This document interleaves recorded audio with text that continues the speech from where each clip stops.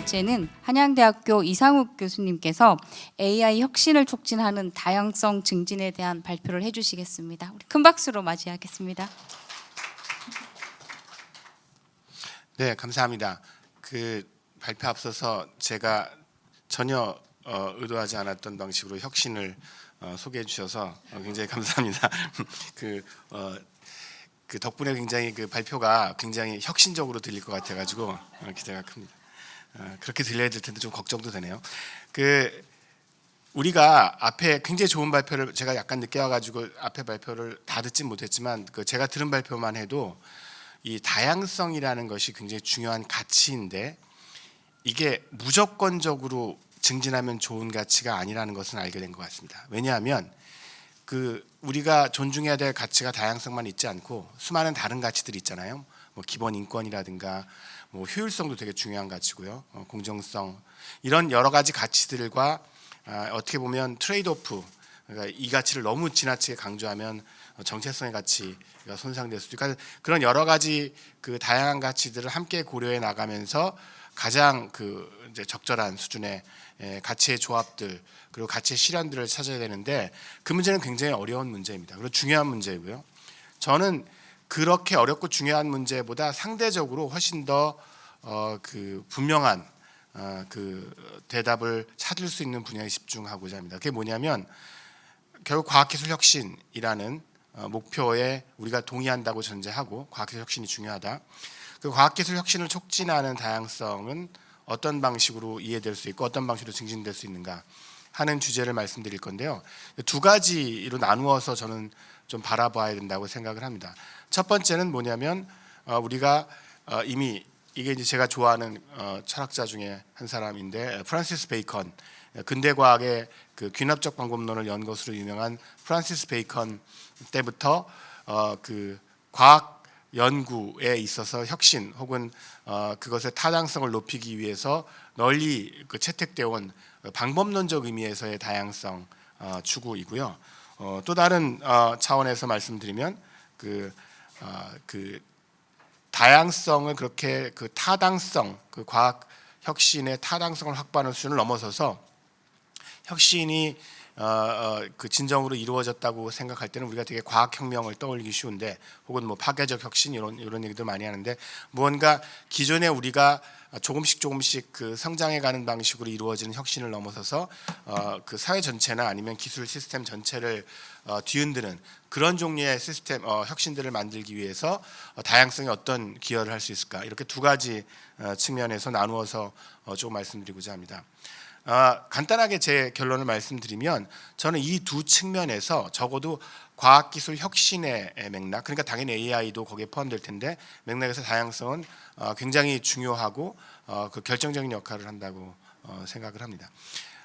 첫 번째 의미의 그 다양성은 방법론적 다양성은 사실은 조금만 생각해 보면 너무나 그 당연한 얘기입니다. 왜냐하면 과학적으로 볼 때 어떤 과학 이론이 타당하다, 밸리드하다라고 얘기하는 것은 결국은 경험적 현상들, 그러니까 그걸 실험이든 관찰이든 어떤 형태로 우리가 경험적 데이터들하고 그 이론의 예측치를 맞춰 볼 때 그것이 잘 들어맞는다는 것을 의미하는데 우리가 그 처음부터 그런 엄청난 그런 일치들을 얻어낼 수는 없겠죠. 어차피 어떤 특정 영역에서 데이터를 수집하고 그 데이터들을 잘 설명할 수 있는 이론을 만든 다음에 그 다음에 그 이론들을 다른 영역으로 점차 확대시켜가면서 그 이른바 이론의 일반성을 높이게 됩니다. 그래서 그런 일반성을 높이는 과정에서 어느 순간이 되면 정말로 그 근대 과학 이후에 사람들이 굉장히 중요한 업적이라고 생각하는 그런 어떤 굉장히 파괴적이고 굉장히 그 보편적인 어떤 이론들에 그 도달하게 되는데요.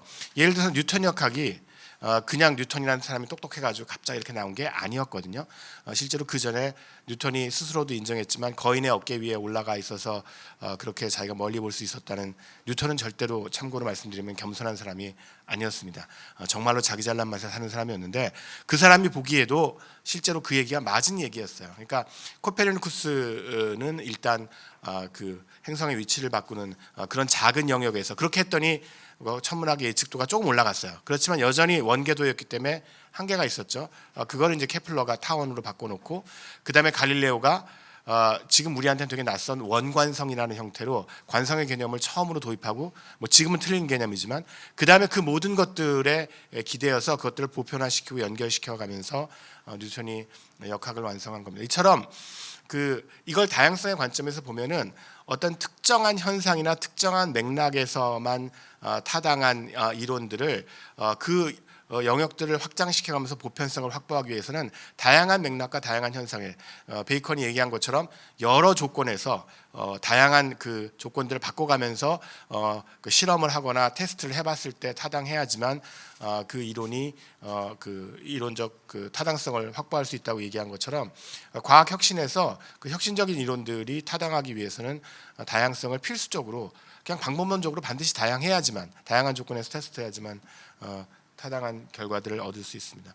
두 번째는 조금 더 이해하기 어려울 수 있는데 실제로 그 혁명적인 변화를 위해서는 기존에 수행하던 방법들을 조금 더 개선시키는 그런 인크리멘탈한 방식이 아니라 굉장히 새로운 관점을 도입해서 기존의 문제들을 새로운 각도에서 보고 그걸 풀어내는 그런 어떤 노력들이 필요한데 이 과정에서 이 새로운 관점은 대개는 낯선 관점이어서 기존의 그 학문 분야를 연구하던 사람들한테는 수용하기 되게 어려운 왜 그 문제를 그런 방식으로 보지 하는 그런 관점일 경우가 많습니다. 그래서 당연히 저항이 심한 경우가 많고요. 역사적으로 보면.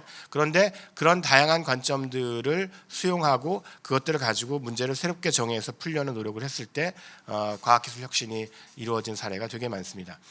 첫 번째 그 방법론적 사례의 예로는 코페르니쿠스 자신을 들 수가 있는데요. 우리는 되게 코페르니쿠스 전환이라는 말로 코페르니쿠스가 이룬 업적이 개념적 업적이라고 생각하는 경우가 많습니다. 그러니까 태양과 그 지구의 위치를 바꾼 그런 어떤 기가 막힌 발상의 전환을 했다고 생각하기 쉬운데 실제로 코페르니쿠스는 엄청난 관측 천문학자였습니다. 그러니까 만환경이 없던 시기에 그 코페르니쿠스가 살던 지역은 특히나 북부 지역이어서 사실은 별을 볼 수 있는 각도가 잘 안 나오는 곳이었거든요. 되게 많이 흐리고 그런데도 불구하고 거의 매일 빠짐없이 별을 관측해서 그 별의 운행 궤도들이 굉장히 다양한 조건에서 실제로 그 당시 프톨레마이오스 천문학 예측과 어긋난다는 사실을 발견하고 그래서 이것들을 대안을 찾는 그런 노력들을 통해서 실제로 코페르니쿠스 전환을 이룩할 수 있었습니다. 그래서 이런 면에서 이제 방법론적인 그런 그 다양성의 확보는 그냥 그 어떻게 보면 과학기술 혁신에 있어서 ABC라고 할 수가 있습니다. 그다음에 이제 개념적 전환의 예는 이제 아인슈타인을 들 수가 있는데요. 아인슈타인 같은 경우에 기존에 지금은 다 잊혀졌습니다. 지금은 교과서에도 안 나오고 다 그 방식은 다 포기하는 방식인데 19세기 말 20세기 초에 당대의 여러 문제들을 풀려는 방식은 그 고전역학이라는 학문 분야와 전자계라는 학문 분야 두 분야가 서로 잘 안 맞는 그런 어떤 상황에서 그 분야 내에서 문제를 풀려고 노력을 했습니다. 그러니까 예를 들어서 원자들이 그 빠른 속도로 움직이면은 갈릴레오 상대성을 잘 만족하지 않는 특징들을 보이고 특히 빛의 경우에는 특히나 그런데요.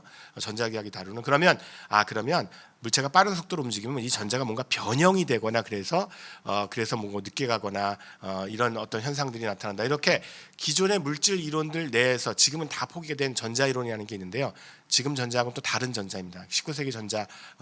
자, 그런데 아인슈타인은 거기서 그런 어떤 이론적 전통에서 굉장히 이단적인 생각을 해봅니다. 결국은 우리가 모든 물리 이론의 측정은 시계를 가지고 하는데 시간을 측정하는 건데 그 시간을 측정하는 방식이 속도가 다른 관찰자의 경우에는 어떻게 이루어질 수 있을까?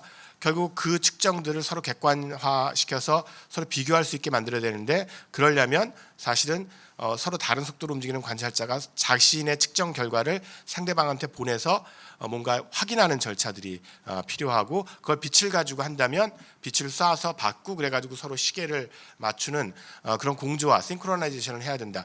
그 아이디어로부터 이제 특성대성 이론이 나오거든요. 그래서 처음에 이 논문이 발표됐을 때 많은 사람들이 이해도 잘 하지 못했어요. 어려워서 이해를 못한 게 아니라 그게 굉장히 이상한 방식으로 문제를 하나 풀었네.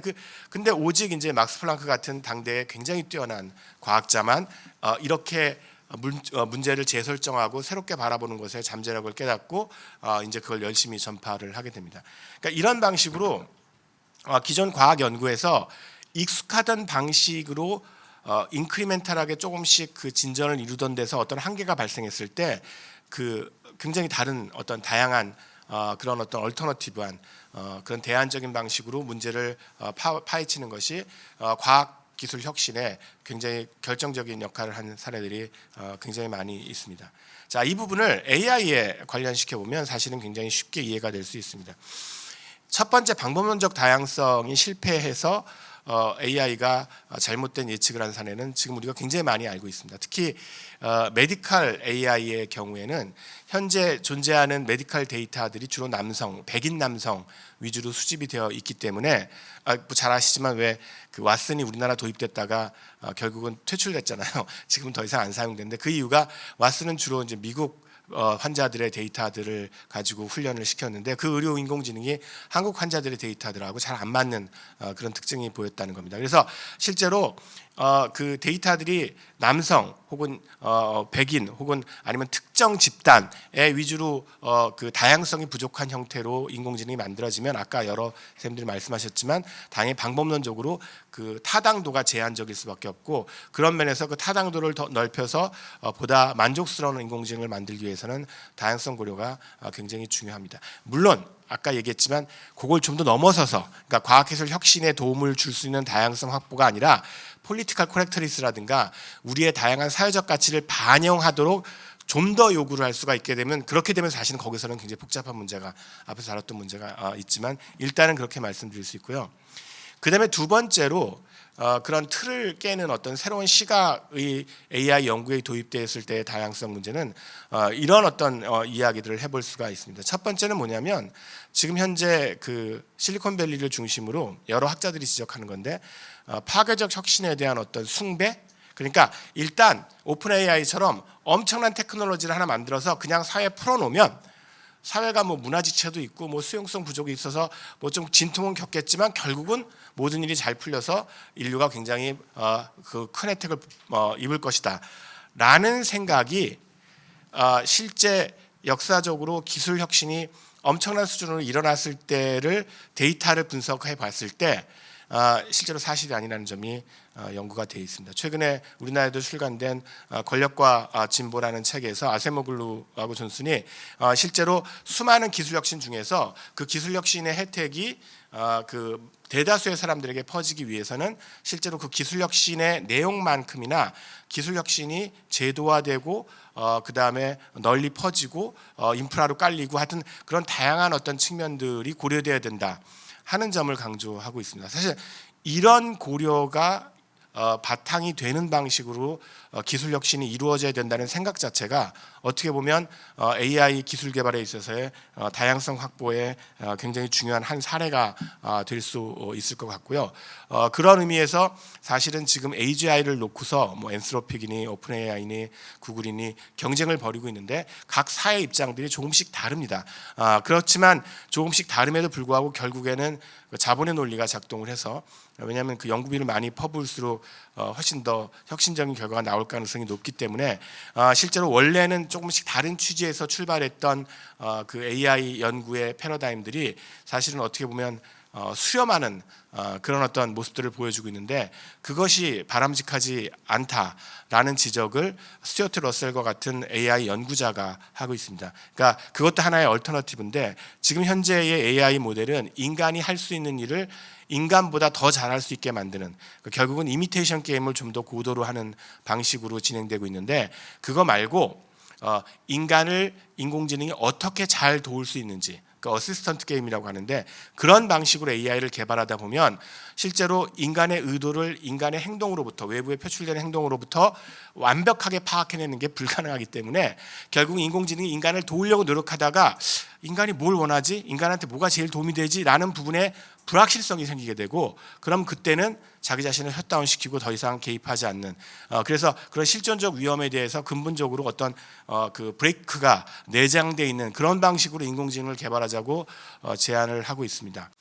러셀이 주장했는데도 불구하고 그렇게 많은 그 펀딩을 못 모으는 거 보면 역시 아까 제가 말씀드린 그런 대안적 관점이 아직까지는 힘을 못 얻고 있는 것 같은데요. 하여튼 그런 고려들까지 포함해서 인공지능이 좀 더 바람직한 방식으로 개발되고 좀 더 혁신적인 방식으로 개발되기 위해서는 그런 어떤 고려들이 필요할 것 같습니다. 그래서 마지막으로 제가 드리고 싶은 말씀은 이런 사회적 고려 혹은 그 윤리적 고려들이 현재 인공지능 같은 굉장히 파괴적 혁신을 이끄는 기술에 있어서는 외재적인 것이 아니라, 그러니까 뭐냐면 기술은 기술대로 개발한 다음에 나중에 이제 윤리적 고려를 덧붙이는 방식이 아니라 기술 개발 단계에서 굉장히 적극적으로 이루어지고 있다는 점. 그래서 이런 윤리적 고려가 어떻게 보면 좀 더 바람직하고 혁신을 이끄는 그런 어떤 기술 개발의 촉진자가 이네이블러가 될 수 있을 가능성들을 보여주고 있다고 생각합니다. 그래서 AI 연구 개발에서 이런 가치, 다양성 이런 고려들이 훨씬 적극적으로 수용되고, 물론 어려운 문제들이 많지만 그런 과정들이 촉진자로서의 윤리적 역할들을 보여주는 한 사례가 될 수 있기를 기대해 봅니다. 네, 감사합니다. 감사합니다. 아주 혁신적으로 잘 들은 것 같습니다.